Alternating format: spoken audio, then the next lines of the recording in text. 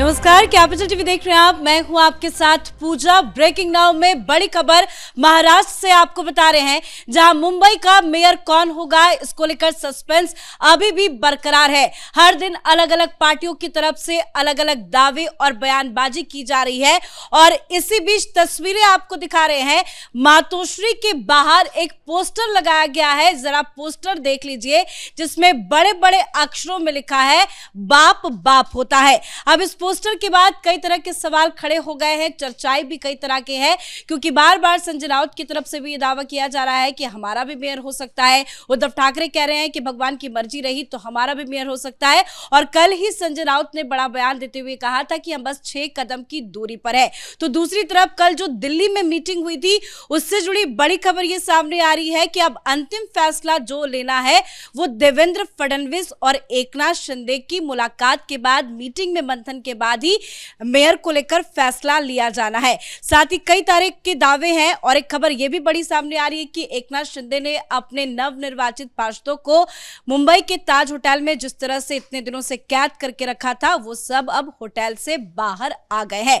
तो मेयर चुनाव से जुड़ी तमाम बड़ी अपडेट आपको बताएंगे। मेरे साथ जुड़े हुए हैं कैपिटल टीवी के editor in chief doctor Manish Kumar. Sir, बहुत सारी खबरें मुंबई से आ रही है, एक एक खबरों पे चर्चा करते हैं। पहले ये पोस्टर, किसने पोस्टर लगाया? नो डाउट उद्धव गुट की तरफ से लगाया गया, लेकिन ये संदेश क्या देना चाह रहे हैं कि बाप तो बाप होता है? क्या कोई बड़ा खेल होने वाला है?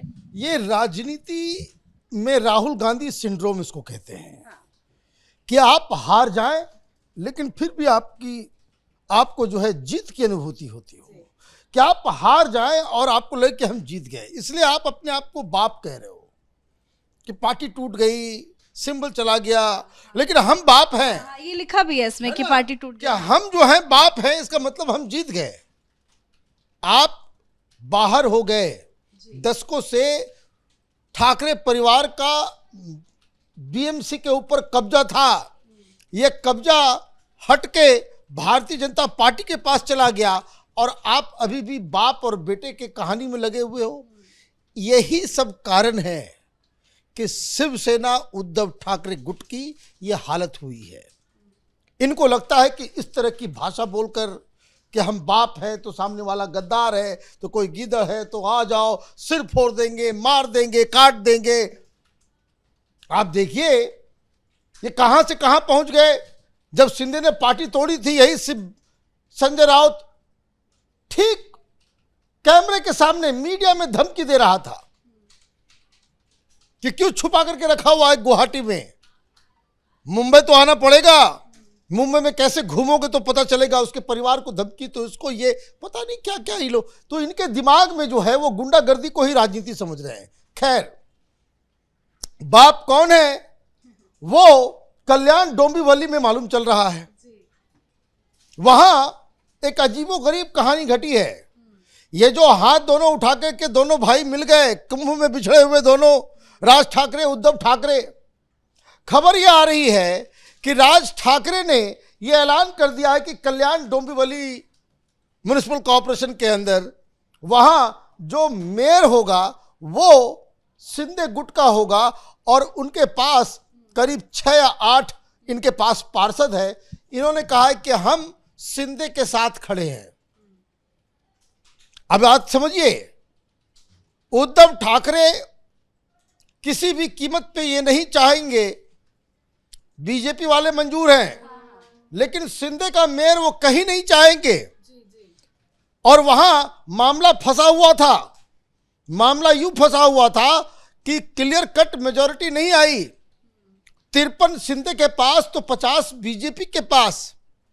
और बीजेपी, क्योंकि अभी आपने सुना कि भाई किस तरीके से बवाल चल रहा था मुंबई के अंदर। वैसे मैं आपको बता दूं, इसमें भी बड़ा डेवलपमेंट है। शिंदे ने अपने तमाम पार्षदों को कह दिया है कि भैया आप घर जाओ, हो गया, कहानी खत्म। लेकिन क्यों इतने दिनों तक तो सबको कैद करके रखे थे, अब क्यों सबको बाहर निकाल? प्रेशर पॉलिटिक्स था। दिल्ली से कॉल आ गया, दिल्ली में इन लोगों को बुला लिया गया। दोनों कल रात जो है वो लोग वापस दिल्ली में जो है मिल करके वरिष्ठ नेताओं के साथ मैसेज लेके चले गए कि हो गया काम तुम्हारा, अब यहाँ पे कुछ नहीं होने वाला है, बीजेपी का मेयर बनेगा। इसलिए दे वेंट बैक। लेकिन जिस तरीके से और भी जगहों पे जो बवाल चल रहा था, जो मैंने परसों ही कहा था कि बीजेपी ने उनको कहा कि भाई ऐसा है, तुमको अगर इधर ये चाहिए तो फिर हमको जो है नवी मुंबई भी चाहिए, हमको कल्याण में भी चाहिए, और हमको जो है ठाणे के अंदर भी चाहिए 2.5 साल। ये जो थ्योरी दे रहे हो 2.5 साल का, तो हमें वहां भी क्योंकि हर जगह मेजोरिटी मिली नहीं है। तो ये एक तो उधर का मामला सेटल हो गया है, और शिंदे साहब के जो है तमाम जो है उसको कहते हैं ना गर्मी वो निकल गई है। बीजेपी ने साफ कह दिया है, डावोस से भी आ गया है मैसेज कि आजकल के अंदर लॉटरी होगी और 30 तारीख को जो है भारतीय जनता पार्टी का मेयर बनेगा। लेकिन खेल जो है यहाँ पे हो रहा है कल्याण डोंबिवली के अंदर। अब 50 बीजेपी के 53 शिंदे गुट के। अब ये मालूम चल रहा है कि अचानक से राज ठाकरे ने ये कहा कि शिंदे गुट के साथ जो है हम समर्थन दे रहे हैं, साथ में कांग्रेस का भी है एक दो, तो जो लोग मिल करके, तो वहाँ शिंदे साहब के पास जो है वो समर्थन आ गया है। हालांकि वहाँ कोई प्रॉब्लम नहीं है।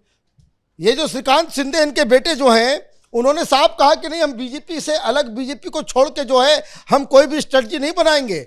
लेकिन अपने आप सामने आ जाना राज ठाकरे का बिना बुलाए हुए कि आप जो है शिंदे के साथ है, ये कहने का मतलब ये है कि राज ठाकरे ने कह लिया कि बाप उधर ही है।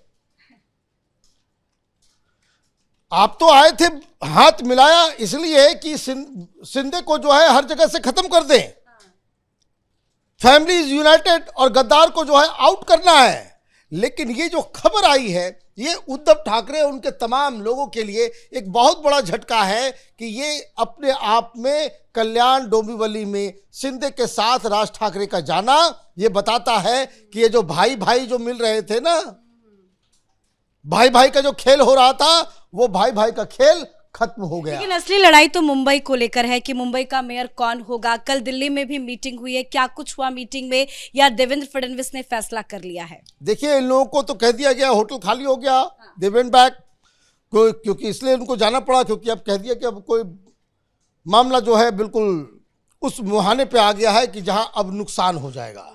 अब ज़्यादा भी जो है इतना मत जो है वो मामले को खींचो कि रिश्ते ही टूट जाए, और रिश्ते खराब हो गए और भारतीय जनता पार्टी का दिमाग खराब हो गया तो मालूम चलेगा, ये कह देगा कि भाई ठीक है, स्टेट गवर्नमेंट से आप निकलिए, थैंक यू वेरी मच, हम जो है एनसीपी के साथ, हमारे पास है संख्या बहुत ज़्यादा और इसमें कोई परेशानी नहीं है। तो ये जो चल रही थी उहापोह खींचतान, वो मामला ख़त्म हो गया है। और ये भी मैं आपको बता दूं, जो जानकारी आ रही है कि ये जो ब्लैकमेल करके मेयर नहीं तो फिर वो एग्जीक्यूटिव कमिटीज़ और अलग अलग जो मालदार पोस्ट होते हैं, उसमें ये अपने नाम को फिट करने की कोशिश जो कर रहे थे, उसमें भी इनको मना कर दिया गया है। मतलब ही हैज़ बीन रिबफ्ड, माने कायदे से भारतीय जनता पार्टी की तरफ से ये बता दिया गया कि हर बार जो है आप ये जो तमाशा करते हो, दिस इज़ नॉट गुड। और इसीलिए मुझे लग रहा है कि अब ये मसला जो है अब सेटल होने जा रहा है। संजय राउत जो हर दिन कुछ ना कुछ बयान देते हैं, कल उन्होंने कहा कि हम बस बहुमत से 6 कदम की दूरी पे है। आज उन्होंने बड़ा आरोप लगाया, वो कह रहे हैं कि एकनाथ शिंदे और जितने भी नवनिर्वाचित पार्षद हैं, उनकी फोन की टैपिंग हो रही है, महाराष्ट्र सरकार करा रही है। अच्छा, बहुत अच्छी बात है भाई, फोन टैपिंग आपकी भी हो रही होगी, कंप्लेन कीजिए।